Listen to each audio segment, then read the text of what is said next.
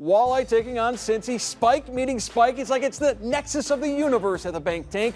First period, Toledo power play, no score. Matt Berry changes all that. Fish get on the board first, something they have struggled to do of late. And then late in the first, Walleye 2-on-1. John Albert to Brandon Hawkins. 6 seconds remaining. Toledo up 2-0, his 17th goal of the season. In the second, now a 3-0 lead. Back on the power play. Hashtag heard that. Mitchell Hurd makes it a 4-0 game. Hurd a 3-point night. Walleye just pouring it on later in the second. Conlon Keenan's second goal of the game. Toledo in control, 7-1 the final. Matt Berry, 2 goals. TJ Hensick with a pair of assists. Captain now has 59 points on the season, which is tied for the ECHL lead. Dan Watson juggled the lines tonight, and it worked big time. We're a little bit stale, so there's a few ways you can do it.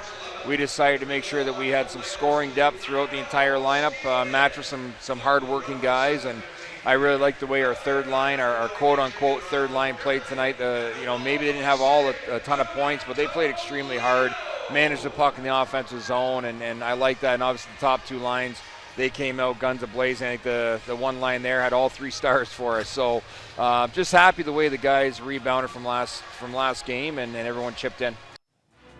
Matt Melzak and Rick Judson also chipping in on our Walleye coverage.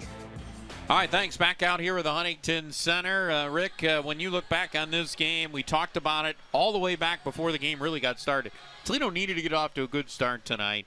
They did. They didn't score right away, but they did get that first goal, which is so key to get the first strike. Yeah, it's key to get the first strike, but, like you said, they didn't score right away, but they took the play. And sometimes establishing the play is an important part of the game too. Is establishing the tempo, and Toledo took the tempo, took the game. Once they got the first goal and they got that second goal there with 6 seconds left, I thought that's a huge goal, momentum turner, because Cincinnati kind of was starting to come back, but the offense was clicking tonight for the Walleye. Boy, it certainly was. They are the league's highest scoring team. They put it on display today because they found ways to finish. They got to net front, which you talked about was much different from the previous week. Right. It was. There's times that today where there was a loose puck and I saw two and three guys on the net, and where I didn't see that last week. And they found the holes in Cincinnati's defense, and they made them pay for it.